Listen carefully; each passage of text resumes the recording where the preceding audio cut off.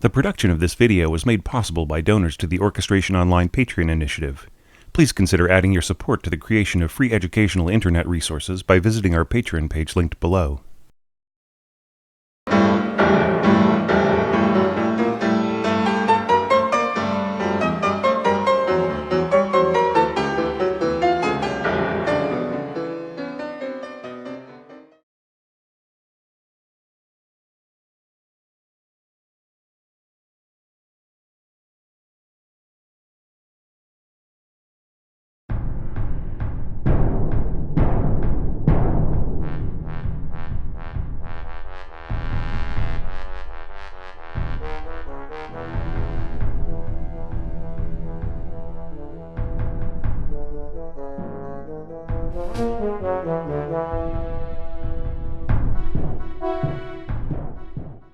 Hey there, this is Thomas Goss, welcoming you back to another collection of website subscriber videos for the entries to the 2018 Orchestration Challenge. And the first one we're going to start out with is Aiden's entry. And this is really fun. I mean, this is the kind of entry that would have made a very beautiful top-level supporter Patreon entry, because I could have talked for days about all the different kinds of things, and I would have had to edit myself severely down about all of these particular innovations and neat little ideas that Aiden is using. Unfortunately, the website subscriber limit is right here on this bar line, so sorry about that, Aiden, but I do kind of have to keep these things under about 10 minutes per entry for the website. So, right up to there.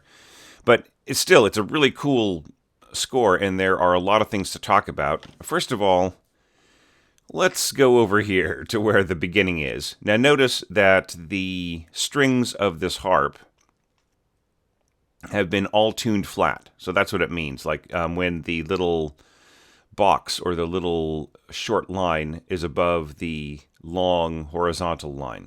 Okay, that basically means that the pedals have been raised all the way. Sorry, have been raised all the way up, and that makes them at their loosest. So the looser the string, the more flat it is, right?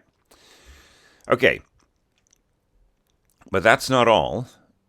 He also asks for a thunder glissando. So thunder glissando is when you use your fingernail from your left hand, which is the one that can reach the farthest down, and just sort of rip across the strings more in a centered way so that the strings kind of collide with each other as they're vibrating, and it creates this big kind of thunderous sound. And it's too bad that there is no way to replicate that on Sibelius. I think this is a score in Sibelius done with maybe I don't know what exact sound set was used on this. But anyways, it's pretty good. But okay, so that's the first thing. Now, this is a really fast rip right here. Just if you were to really just turn that into a grace note, that would be an extremely fast glissando. So you really get a huge effect here. Now, that is coupled up with tam tam, and there are two different drums: a small bass drum, large bass drum. You can also get like effects where you have just two bass drums and one of them is tuned higher than the other. And you get like the same amount of depth to the sound, but not the same lowness of pitch. Do you know what I mean? You get the same amount of projection from each drum, but it's kind of nice. Small bass drum still has a lot of projection to it, and you're using wood mallets. And along with that, there is timpani that has just been detuned to where it's kind of just flabby. Okay, so this is where I think you may not get the effect that you exactly like, because the flabbier you make the timpani, kind of the less responsive it is, right? It kind of just becomes kind of flop, right, rather than tune, right? So it just, I mean, I know what you want here. You know, you want a very defocused sound. You might get that. You might get that without tuning them. I mean, okay, low as possible. That would be up to the timpanist to think what that possibly could be. Do you know what I mean? Like what? Because as low as possible could, of course, just be with the skin flapping on the top of the timpani. So yeah.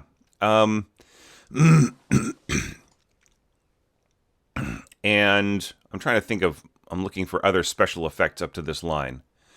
I think that is pretty much it. Okay, so great. So let's just talk about, okay, we muted bass trombone and trombones. And then there's a little rip here. Okay. So let's talk about everything else to do with that. All right. So it's nice to have the stereophonic effect, small bass drum, stage left, large bass drum, stage right, and to sort of see them kind of go back and forth. That came through in the mock-up really nicely. And it's nice to start with a percussion section solo, almost using the harp as another percussion instrument. And then dropping the bass drum down to mezzo forte. I think that's really effective for this arrangement. Excuse me, this cold is just hanging on and hanging on, but I'm working through it. Then we've got the cellos taking over on pizzicato along with the small bass drum. And, it's good to have this balance here. I thought that was really nicely done. Then you've got bass trombone.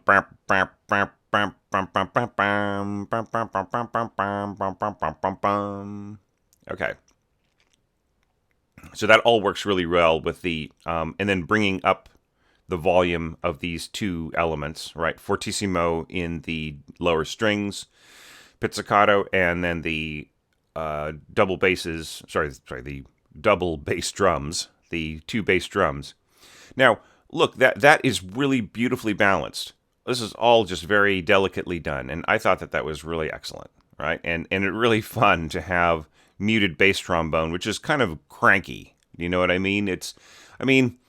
Muted bass trombone, what does that mean for the typical Sibelius playback engine, whether it's Sibelius's own playback engine or Note Performer, right? I mean, what does that really mean?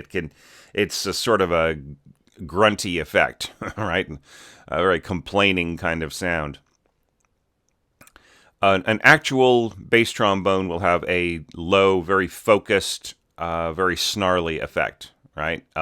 It's hard to describe, and it's even harder to imitate, which is why it doesn't sound right with your playback.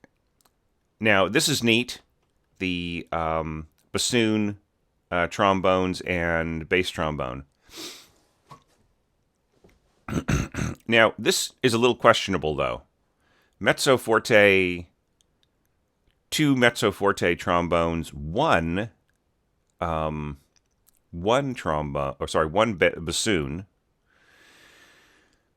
doubling up with them. You could have had two bassoons and then have the second jump down to this pedal tone here, right? There's nothing in your way for doing that.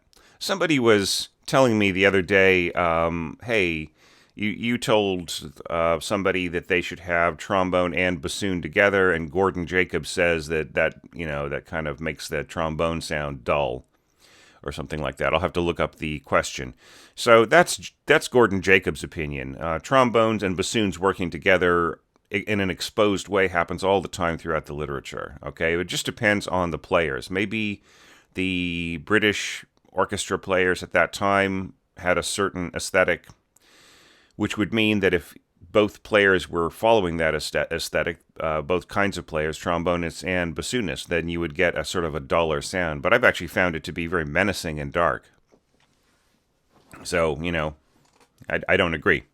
That is my comment. Hopefully I'll have time to go back and answer a lot of these comments that people are leaving on the videos and so on. Yeah, but I mean, but good for them for asking because yeah, you'll read one thing in an orchestration manual and then another one in another, two completely opposing opinions, and that's just the way it is. You know what I mean? People have different ideas of what should happen. For that matter, you could have actually gone dun dun dun dun buff with both bassoonists if you wanted to, right? And then, but I mean, you've already got enough weight here with the contra bassoon. And I see how you're backing each of these off so that the contra bassoon continues on supporting the lower strings. Okay, that's fine. I almost wonder whether or not you could have gone forte piano with this as an accent and then just really been a lot quieter because, despite all of your carefulness of backing this down to mezzo piano by the time the horns come in, it really just does feel like a lot of weight, bum, bum, bum, bum, bum, and then have this come in. All right, now, there is a problem here, and that has to do with tone weight, and which makes me feel a little perplexed that, right here you've got A2 horns, and you've got A2 bassoons working together. Okay, but right here you just have this lone fourth horn playing forte. You should say solo next to the 4. So 4 period space or just one space solo, right? It doesn't. Don't put it with the dynamic text, right? That's some scores show that, usually older scores, but yeah, put it up here with the technique text. All right, that's where the conductor usually wants to see it. So we're going on into the next statement of the melody up an octave. And so back to my objection, I think you should have had 2 horns here, 2 low horns, if you're going to do that 2-4-1-3 thing. I'm not a big fan of 1-3-2-4. I think that you should just go ahead and score things 1-2-3-4 because the problem is that you start to lose the idea of alliances between partners. I mean, I hate to say it, that is just the truth, right? And you also start forgetting that 1 and 2 are partners just as much as 3 and 4 are partners. Each of the odd-numbered players providing a certain amount of leadership and direction for the lower player in different things, and then you just end up scoring things with the high horns paired together all the time. And I mean, I just feel it gets away from the whole idea of how the players work together.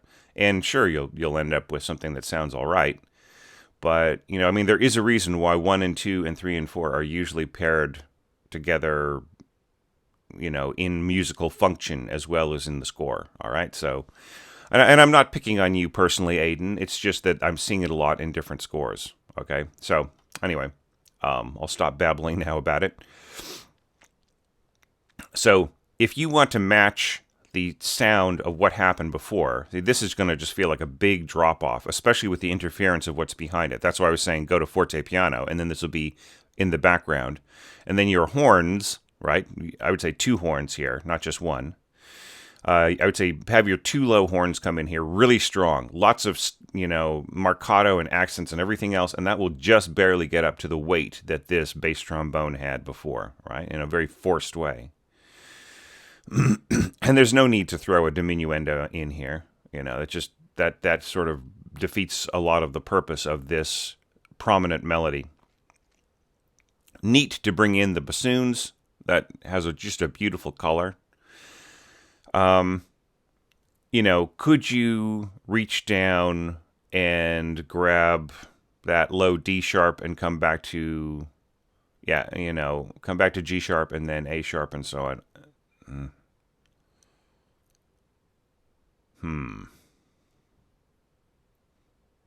Yeah, I think you could have had more. I think you could have had more of a, I think that you could have doubled all the way through. I don't think you needed to change things around so much. Okay. well, we'll just keep going.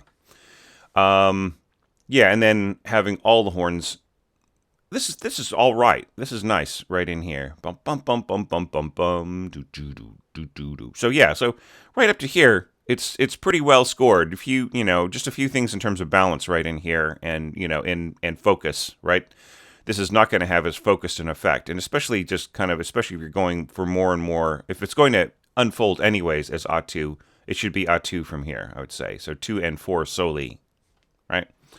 Okay, so really great score, and once again, just a big wrench that I don't have, I don't have the time to go ahead and continue on with the rest of your score, because you did a great job continuing on. You have some really fun ideas.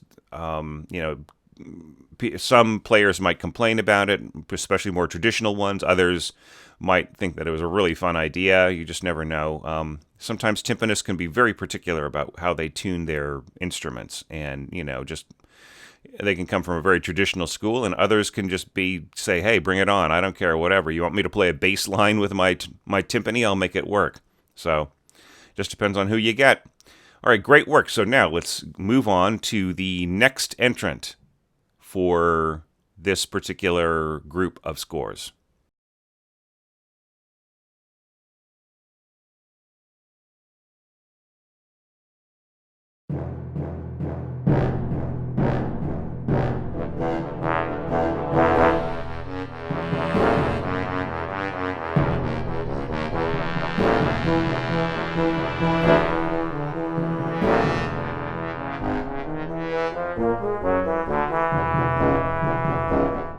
This next score is really fun. There is some really great stuff in it. One or two little balance things that could be fixed. I really like the sense of trading off and sharing different effects, which helps to make things seem a little bit more random sometimes. Like, for instance, bringing out this note here in the melody, and then this one, and just kind of going back and forth, and having that particular gesture culminate in a downbeat here. I think that's very original. Now, I'm a little less clear here. I think that the pluses and circles are intended to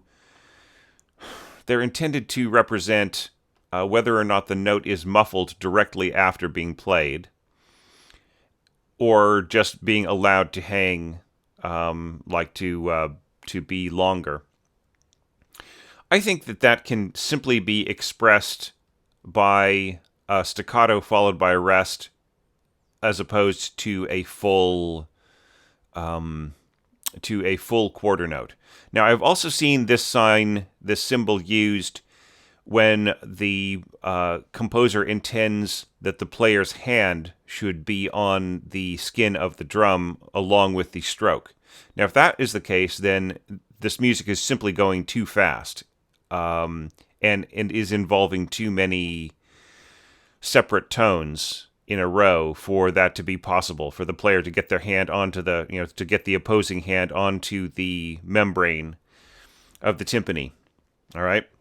And especially here, for both of the drums to be damped while they're being struck. So yeah, usually what I think is the better notation is for the coda sign, the circle in the cross. That is the standard.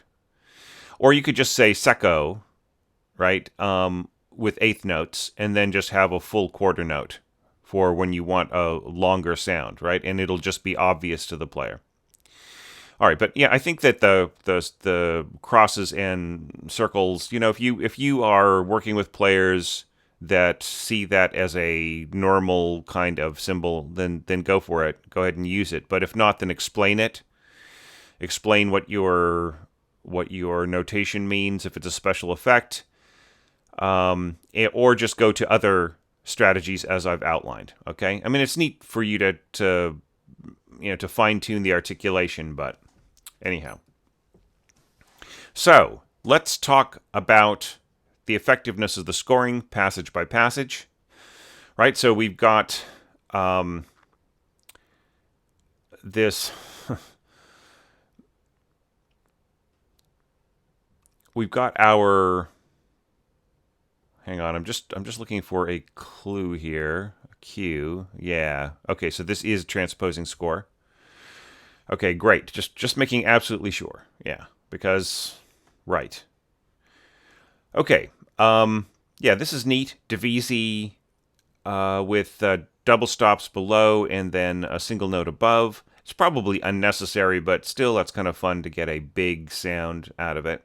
And then this is unique so far. I haven't seen anybody do this, including myself, to just get the natural double stop E perfect fourth up to A and then a B flat stuck on top of that by a Divisi player. So so that's really, really neat. I like that a lot. Not so sure. Yeah, there are some comments that I've recently made on videos, and I'll have a tip soon. I might share a tip in the group about the effectiveness of double stop timpani scoring. You know, at forte and at piano, to be able to understand, you know, for the ear to be able to understand the pitches. But yeah, okay. Nice little stabs here in the first and second horns. Now, this is kind of interesting. Notice how it pairs up the third and fourth on a low part and the first and second on a higher part. And this is actually kind of nice. You know, the third horn does not always have to play in conjunction with the first horn on a higher pitch. Now, in this case, it's a little it's a little iffy just because, you know, if you have a very low specialist, right? If the second player is used to playing this low, but then again, you know, all players should be able to play through the entire scope of their instrument. It's just a question of specializing. I would say in a passage like this where you're basically just barking down that low, you know, then it doesn't really matter which player plays it. It's not going to be that coherent of a sound. It will make more sense because it's doubling the cellos, and the cellos will bring the sense of pitch to it. So here it's more of an attack that you're going to be getting. And this is nice because the first and second get to team up, right? They get to sit next to each other and listen to each other and really bring out this wonderful forte piano effect. I see what you're doing here in terms of balancing. You know, you're really trying to balance, but I think this is just too fussy. I think everybody should crescendo to sforzando, okay? And because this is going to sound a little strange, it will basically be negligent, right? You don't even need this, you know, unless you go pow on that. There's like no sense to even play it, right? And this does not need to be fortissimo, okay? I think that you can mark this forte throughout the entire spectrum. Maybe you could go mezzo forte on the tam-tam if you don't want it to really make a big dominant sound. Okay, but, you know, kind of fun. I really like the use of tenor drum. It hasn't been used enough so far, I feel, in these evaluations, and it's a really great counterpoint to you know, the snare or the bass drum, depending on how it's scored. Lovely reactions here in the timpani. Right, so here's where the melody really starts to get going after it's been kind of previewed, right? You know, these opening E's are really intended to be part of the melody. They're kind of getting the ear ready to hear a melody on that note, right?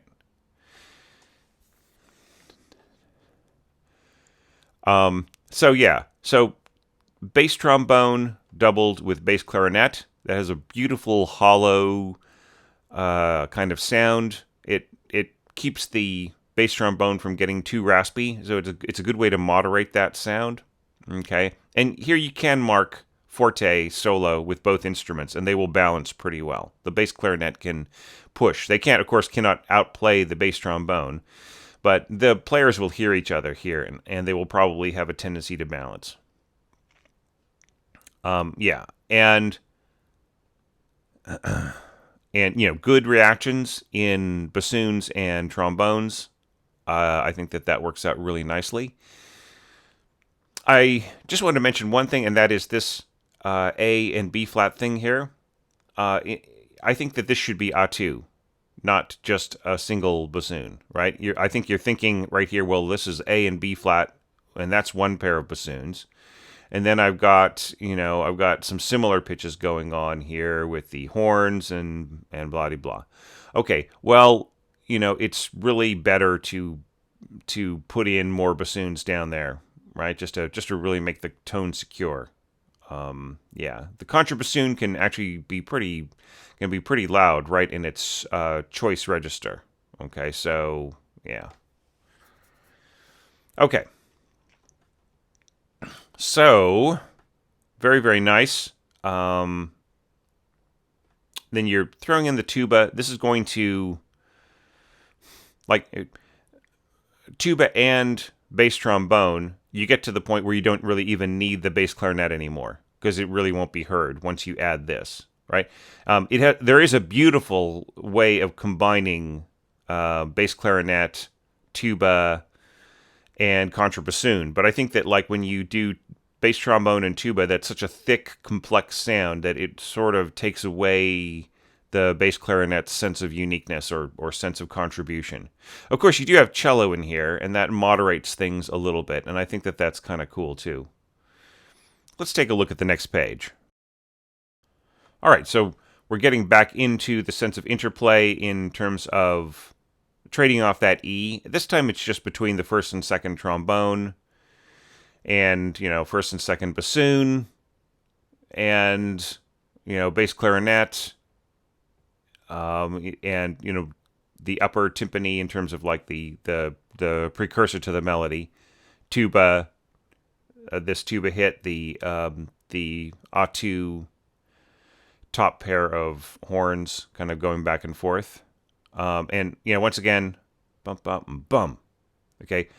This is probably more balanced, although, yeah. See, like, if this is meant to be like a forte piano kind of an effect, I think it would be better to have the, I would think it would be better to have this to be soft, just to definitely be soft, because the second trombone playing on that low E, which is kind of like a weak note, unless I've got the F trigger, but it should be an okay note, but it could sort of take away from the impact of the melody. I just really would caution people about really having a strong low pedal tone when the melody is already in the bass as much as it is here.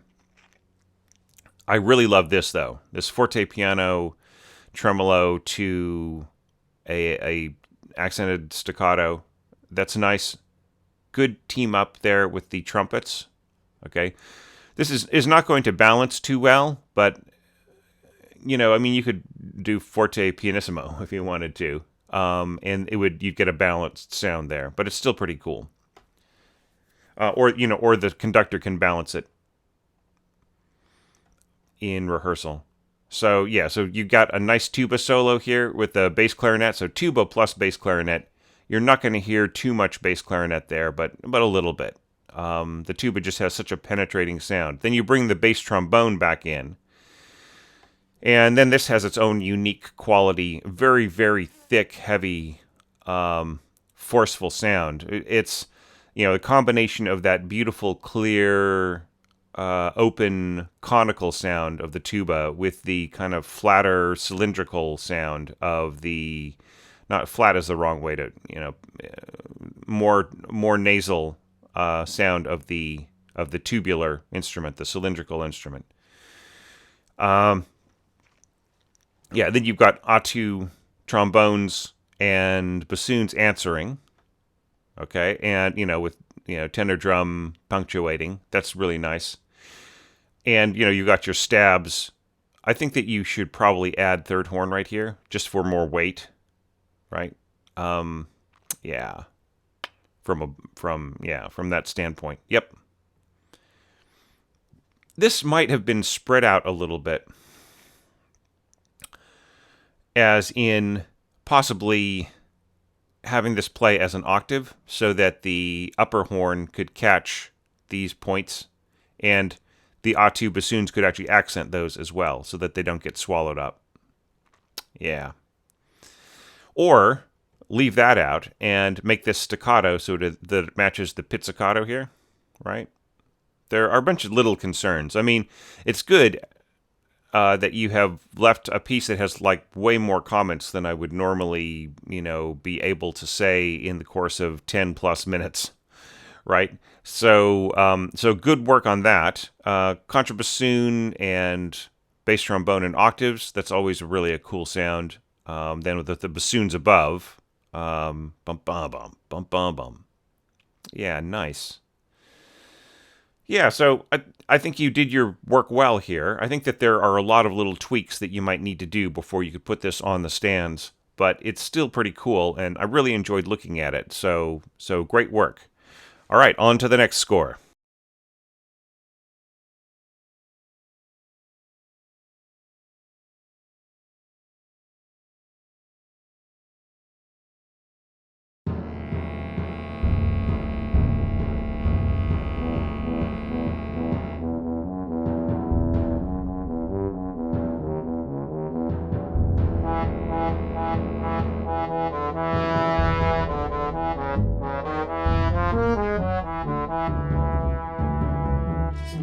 Here's a score that was also originally very, very long. I think it was the entire movement. And it has this really lovely stripped down scoring, like we've seen in some other entries, but of course with its own approach. And I just really like this. I like the straightforwardness of it. I like some of the audacity of certain instrument choices. And I, it's I guess it's very easy for me to analyze, but there still is a lot to say about it. And I'll take up the whole 10 minutes, if not more.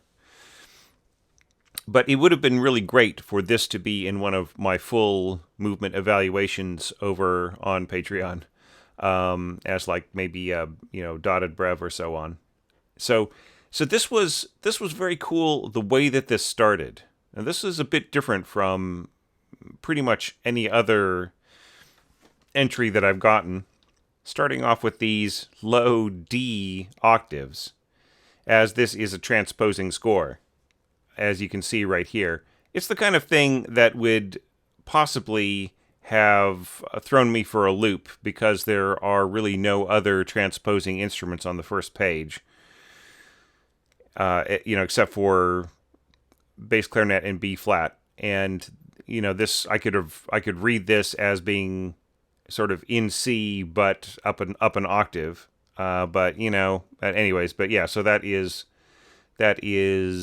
sounding down a ninth from that E, so it is a D, right? So we've got this lovely D octave going on here, but the E's in the timpani kind of reinforcing that pitch, a whole step above the long pedal tone in the bass clarinet. And I do like the kind of conflict between the two tones and the two functions, right? The pedal tone versus the rhythmic pounding, right? And that sets up a really, really nice opposition of both function and pitch, right? And then we have the bass drum, very simple bass drum underlining the the introduction to the theme, right? So now we're going to the theme, and to understand how this is all done, we could look over here and see that we've got one trumpet, two horns, and a tenor trombone plus bass trombone. So just two trombones there, and then bass tuba plus contrabass tuba. So bass tuba is at the very least an F tuba. Contrabass tuba would probably be, in this context, a double C tuba, right? So that would be able to play this A2 very well, and you'd have like both voices on there. Now, another thing you could do as well would be like euphonium and tuba, just like wouldn't have to say bass or contrabass. You could just let the player decide. Or you could have like tenor tuba and bass tuba, and they could still play this unison and get quite a cool sound.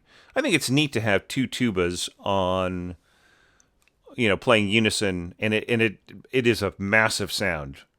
It's like if you've heard from Holst or Stravinsky and the Rite of Spring using two tubas, in most cases in octaves. But this unison is going to be hugely penetrating, even though it's only marked at forte, right? It's really going to be direct and really cutting through pretty much anything that's in the way.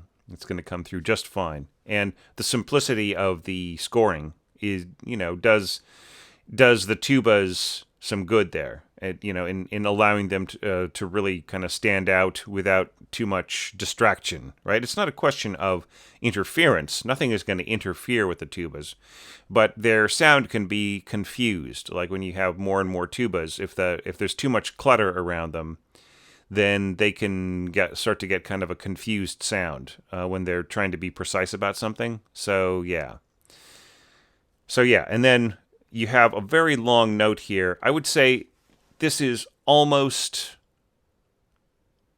I think it's playable, especially at this faster tempo. So I think it's fine. I would almost like mark a breath right here, just to remind the player. Dun dun dun dun dun dun dun dun dun dun dun, and so on. Right? It's just the player's gonna need to remember to breathe. Then they obviously cannot take a breath here, so this is the only place where they can take a breath. So I think they can do it, but still, this is the kind of place where if you were really worried, you would want to just like have one tuba player play and then dovetail like right about here or here to the other tuba. So if you're worried about that, or if that's something that the players wanted to do, they could easily do that. All right, and then we're coming back in with these low Ds, just underlining the entrance of the next melody, and I think that is also a really, really cool touch. Right now here, tenor trombone plus bass trombone. I mean, this is all totally playable, but I think this would sound better. It would just sound much clearer with two just standard trombones, two tenor trombones. Especially if you're going, this phrase right in here. Do you know what I mean? I mean, this is totally playable on the bass trombone, but it is going to have a tendency to sort of shout, right? It's going to be kind of shouty up there, whereas it's going to be just nice and clean on the tenor trombone, right? So there'd just be a kind of a slightly cumbersome, slightly, maybe slightly overblown feeling with the bass trombone playing this nice and trying to sort of match how suave and limber the tenor trombone is right there. I mean, it's a small point. Like a lot of these are small. And in fact, Alex, you have a bit of a tradition of asking very extremely urgent questions about smaller points, right? Sometimes the smaller points that I point out are really like real just precise craft kind of ideas and don't really matter in the huge scope of things. Sometimes they are preferences that the player will just make on your behalf, thinking that, assuming that you don't know that much about it and they have a better idea. In this case, I can really see a player saying, well, I'll use my tenor up until that point where I really need it later on in the piece. Or another player thinking, oh, I can just totally handle that, that's no big deal to do on my bass trombone or whatever. And then they might play together with the tenor trombone and just kind of shrug their shoulders and say, well, it would sound better on two tenors, but so what? So, so that's just to head off any long questions you might have about this. But I do see a lot of consideration for the finer points in your scoring. So I think that that's great, that you are thinking about those things. Sometimes they're less important than you might expect, but still it is good to sort of be clear about them. And, nice, nice pizzicato coming in there. And this as well. I think you could have kept double bass in the game right here during this bar, right? Then of course the reactions are fine here. Bum bum bum bum bum bum. I don't know, like maybe if this could have been snap pits, maybe, or maybe more accents on that. might come in useful, because there really is very little else. I mean, here's where the bass clarinet could have been really useful, playing along with the cellos here and the double basses at staccato, right? Just like that would really give it some punch and give some character to the pizzicato without interfering with its unique quality, right? That's one of the cool things about bass clarinet, is that it can add to the tone of other instruments without necessarily taking over those instruments. I mean, clarinet can do that as well. Like if you've got very pointy pizzicato, the clarinet can play just right behind it with staccato, and you know, I mean, if you're listening really hard, you'll notice the clarinet. But if things are balanced and the clarinet understands what its role is, then you can just have the most beautiful, colorful staccato, and people would never even imagine that clarinet is playing along. Beautiful pizzicato, I meant to say. Or you could have put bassoons on this too. Once again, just like a very staccatissimo type of approach, and it would have lent itself to the to that pizzicato without interfering too much.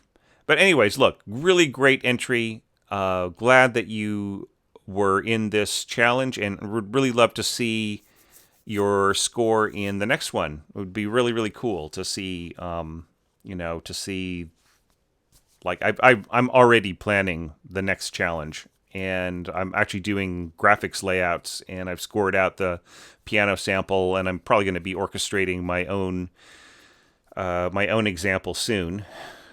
So that, when it comes up again in a year, everything will be just really in place, because next year I'm going to be spending a lot of time planning for what's happening in 2020, which is going to be probably a big trip for me to Europe and doing a lot of research in Paris and so on. So anyways, I'm already thinking ahead as I'm looking through these challenges, these challenge entries, and thinking about, wow, wouldn't it be great to see this guy's take or this woman's take on how to score this particular the next challenge that I've got in mind, because it's going to be really cool.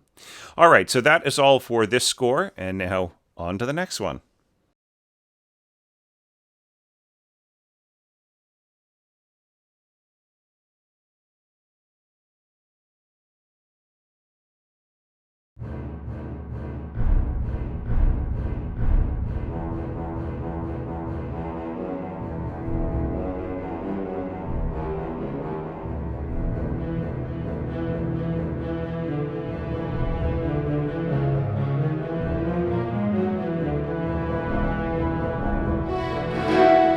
Our next score is by BDR, and I don't know anything about his name or anything.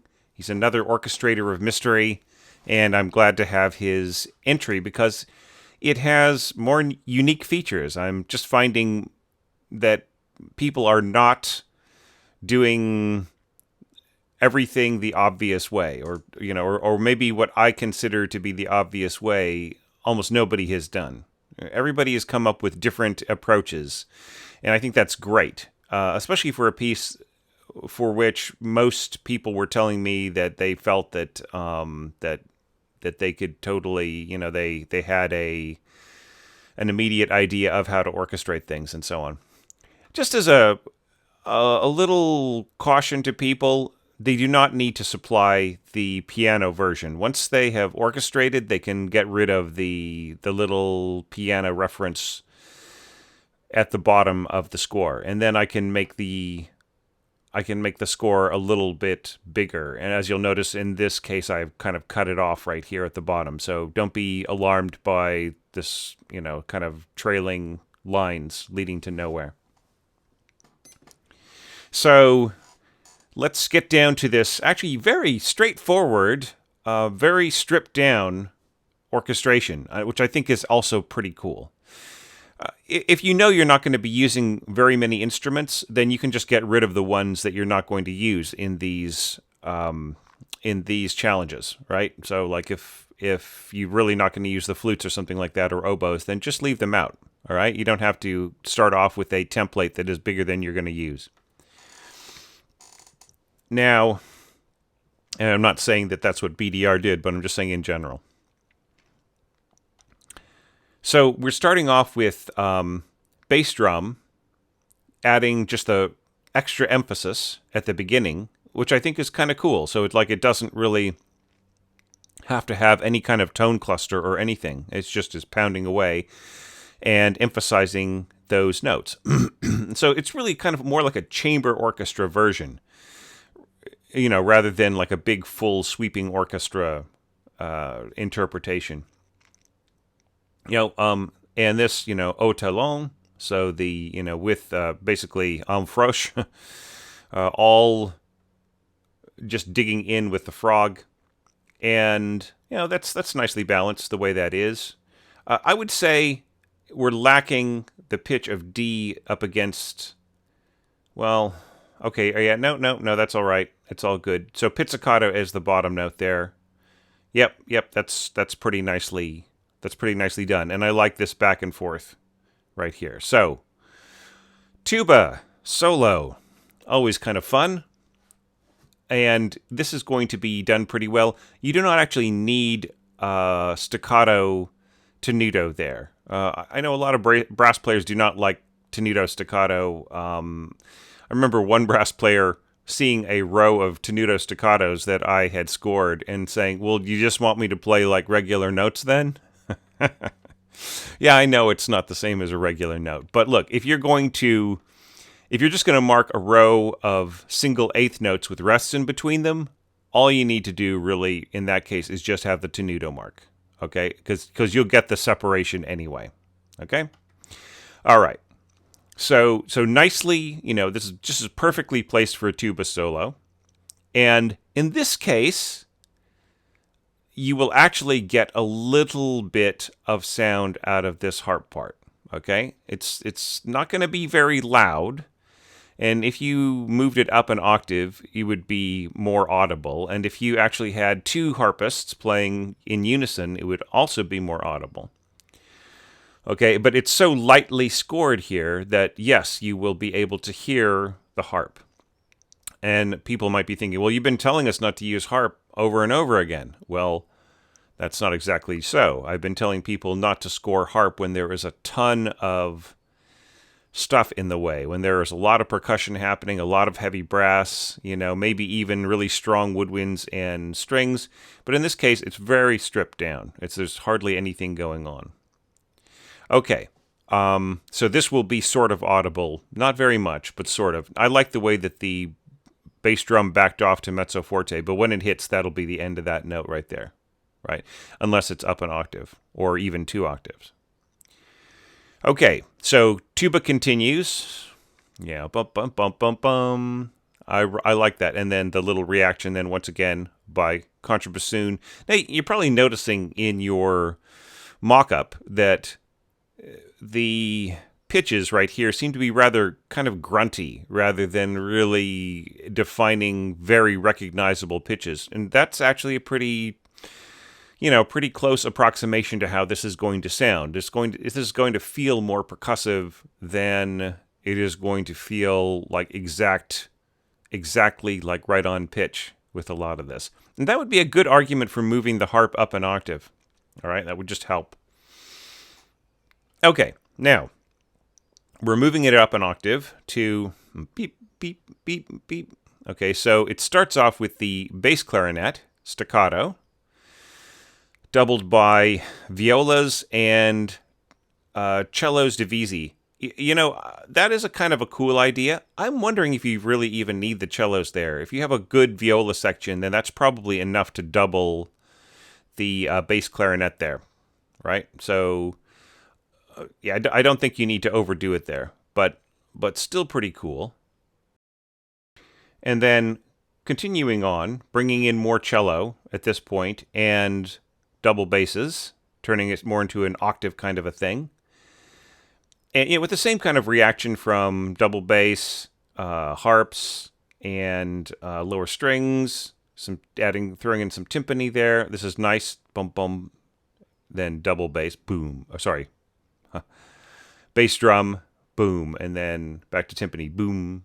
So yeah, so that is a nice contrast right in there. Yeah, and see, here's I was just talking about like the signal to damp, that's this right here. Okay, so this is also used sometimes in percussion scoring, but it's really not needed. You can just, like in percussion, you can just say secco, or you can have a staccato mark or whatever, to just make sure that that it's damped afterwards. Okay. You don't want to overdo it with timpani, like with damping things, but yeah, you can do that in this case to keep things short. I think the scoring is pretty good so far, and this will keep it very light as opposed to being overpowered, and have a good contrast with the tuba solo that came before. But you have to understand that the tuba solo on the previous pages, that had a very pronounced solo sound. It had unique qualities, and it was coming from one person.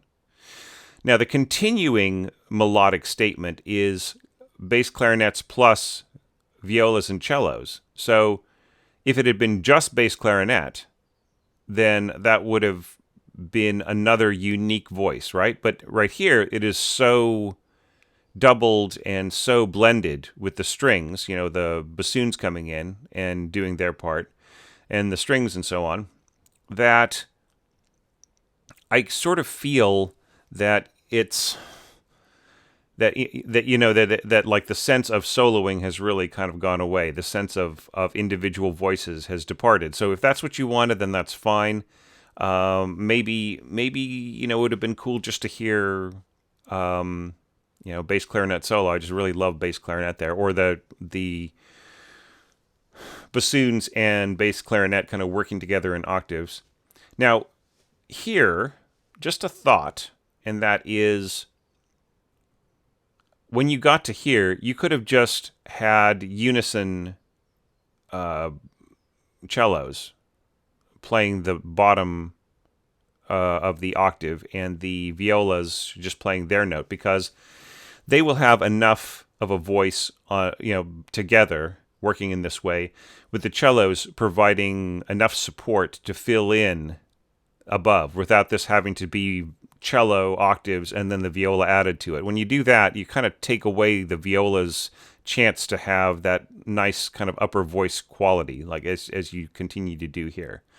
So mixing them together, I mean, look, if you have your reasons, you've got your reasons, but I feel in this case, it's almost better to just really allow the cellos to become like the double bass and the violas to become like the cello in terms of trading things off. Okay, so continuing on, it suddenly gets very, very thick, right? So you've got bass clarinet, the bassoon backing off and just hitting the offbeats, and then first trombone coming in. Kind of nice to I know that you can, like right here, you're kind of telling that one is like this is first and then the rest is the second, and so on. And that is an approach you can continue to take throughout. But sometimes it's nice for the conductor to read a number. You know what I mean? Even you'll see that in some scores. There will be rests that define the two voices, but you'll often see like a number anyways, just so that the conductor's eye will catch it very quickly. So first trombone, bass clarinet, that is a really cool sound.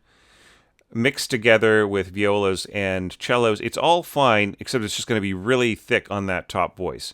I mean, that could be a strong argument for having more weight at the top, the way that you do here, but still, yeah. I mean, I can see where you're heading. There might be other ways that you could do that. Okay, and then dun-da-da, dun-da-da. This is going to be very powerful. And it's good that you have more functions here for this pedal note, right? You've got your first and second trombones, bass clarinet, and strings sort of carried over from the previous statement of the melody.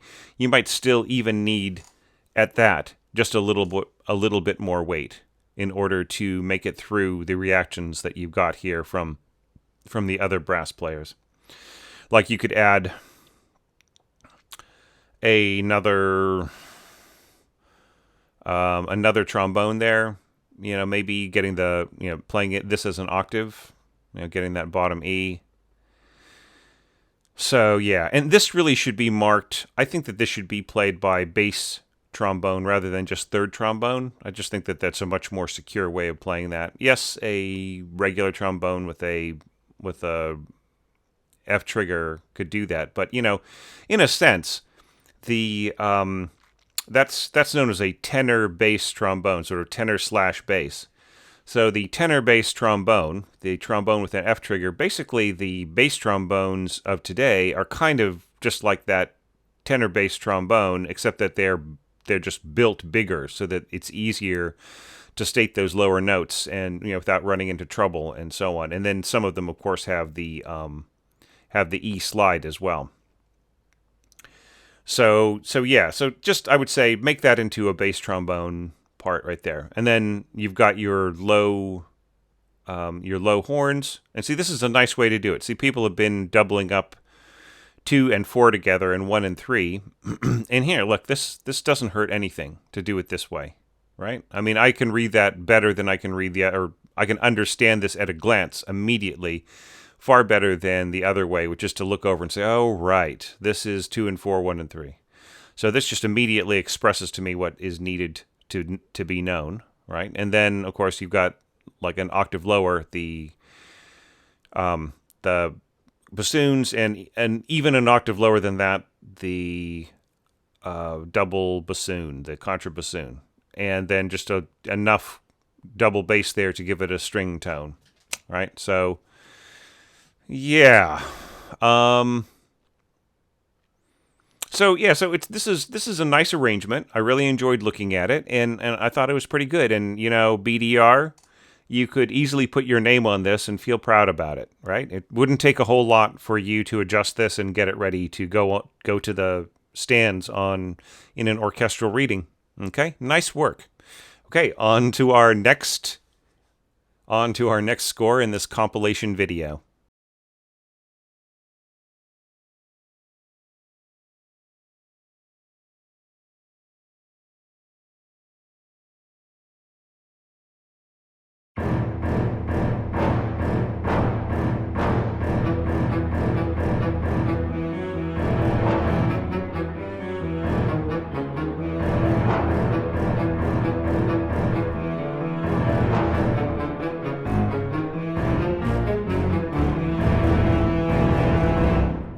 As you could hear just there, this is a really great entry to end this first compilation of entries of scores from the United States.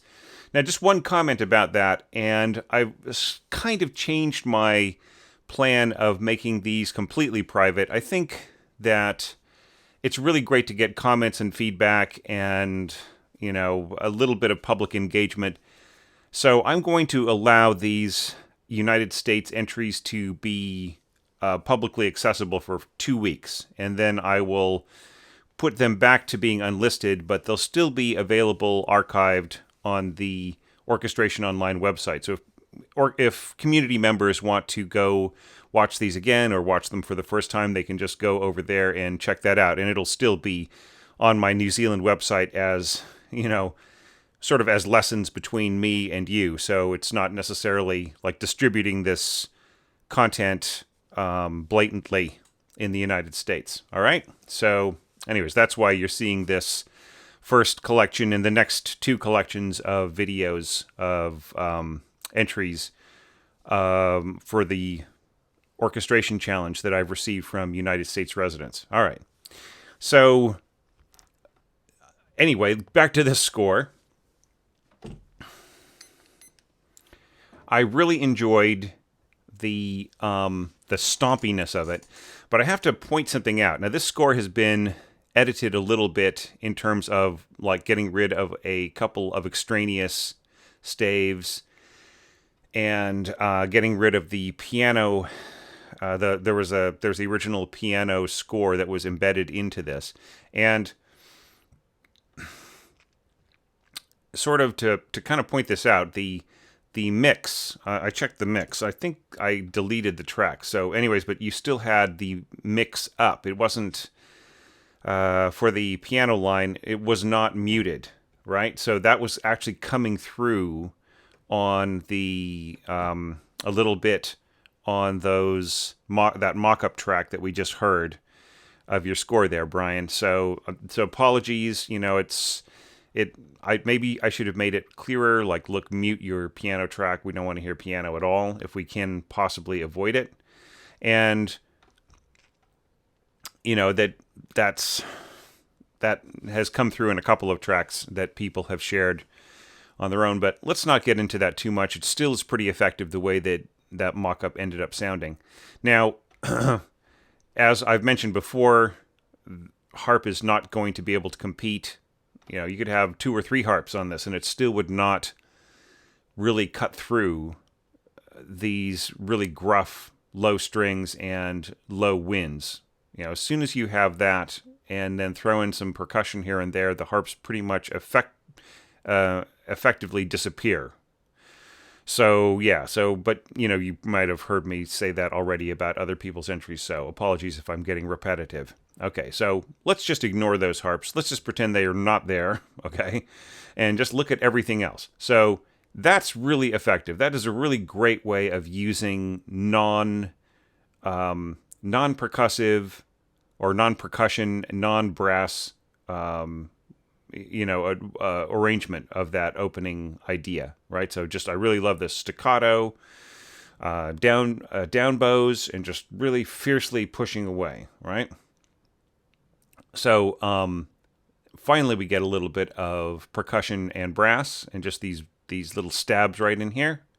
Nicely done. I don't think that they need to be mezzo forte. I think that this could just be forte.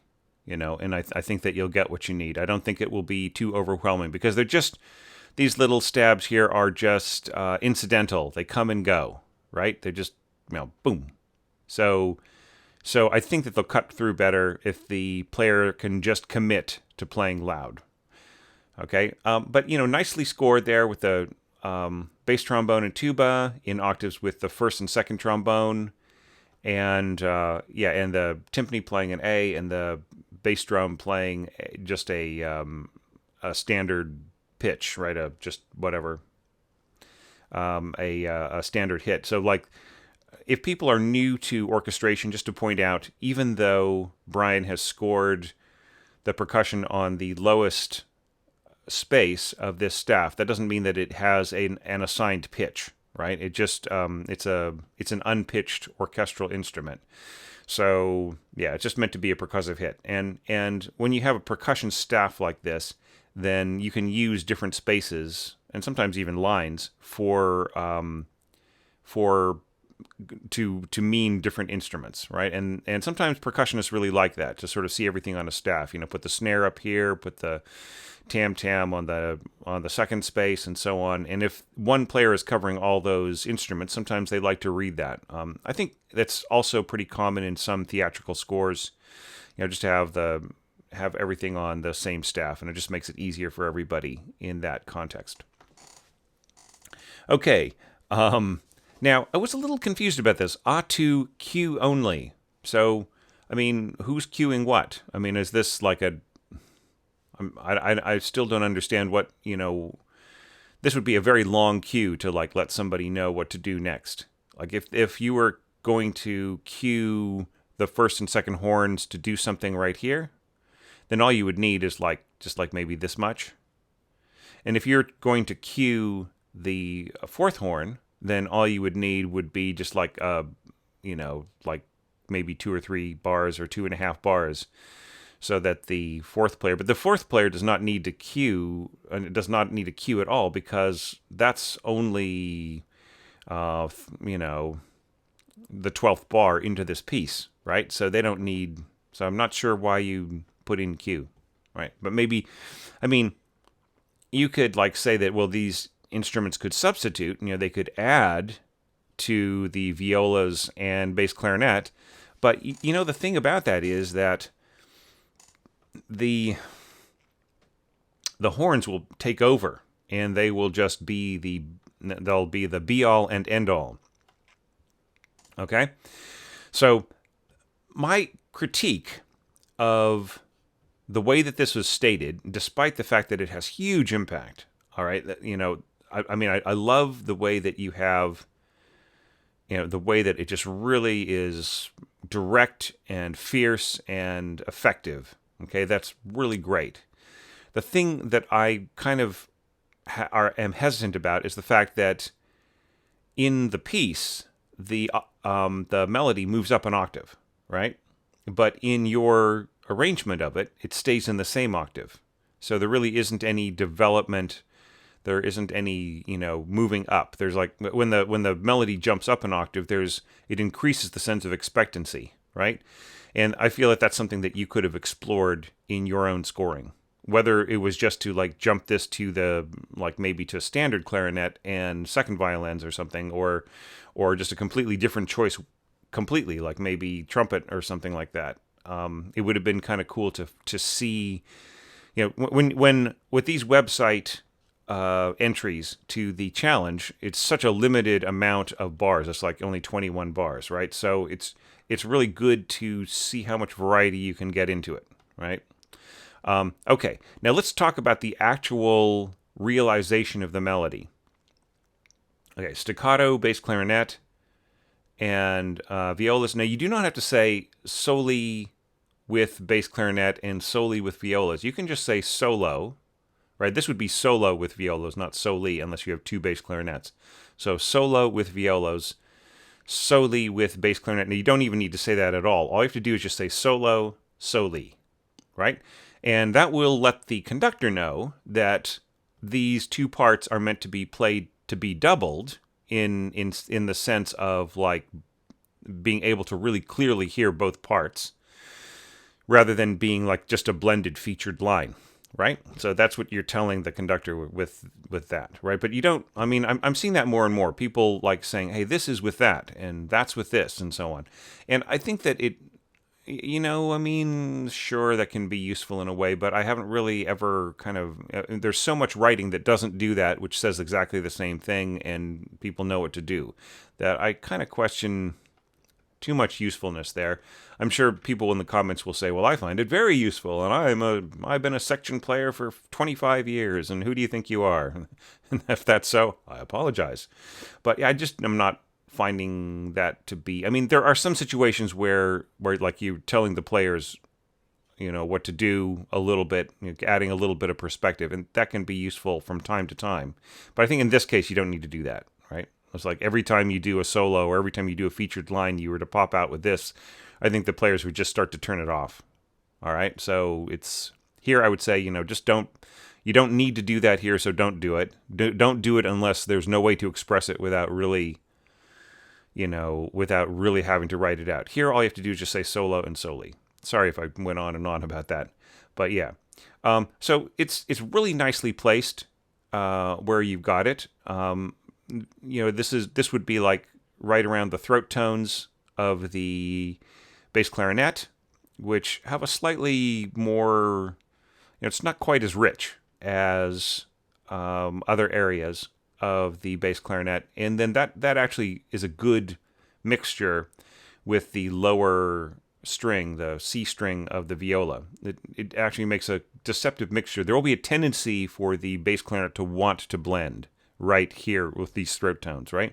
If it were like down a fifth or something, or if it were more dedicated in the chalumeau register of the bass clarinet or its clarino register, I think it would be easier to tell it apart.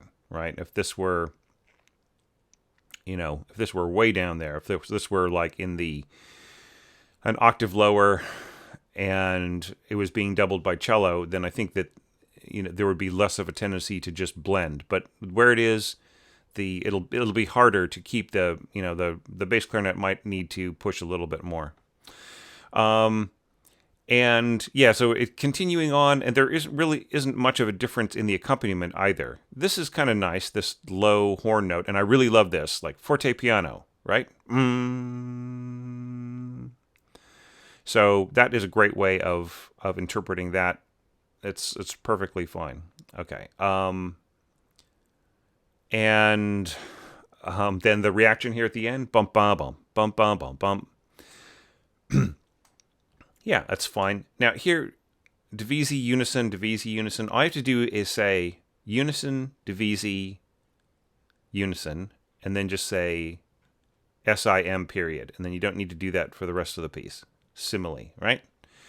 So you just are letting the players know it's just going to be the same approach, right? And that is kind of the standard approach, really, is to go to divisi when you see an interval, especially like one that is obviously impossible to play non-divisi, right? And both of these, like this one here, if you had C string double bass, then you could play this non-divisi, right? Because you'd have the E string and then you'd have the D, which you could get on the C string. So this could be possible if this were played by a 5-string bass. You know, you could say non-div where possible if you really wanted both of those pitches. Okay, so hey, cool score, Brian, and just really, wish there was more that we could, more that I could give you advice about, in terms of like this being a bit more different from the from the beginning. But I think that it was a really great, effective approach. It didn't really need to be more than it was. In my estimation, just regret not having more opportunity to give you more feedback on different things, right? But really cool work, and just like pretty much everybody that I've been evaluating so far, just really would love to see you contribute to the next orchestration challenge next summer. So thanks so much. Thanks everybody for contributing to this video, and just really wonderful to look at your scores. And I will see everybody in maybe 2 days for the next collection of website subscriber videos.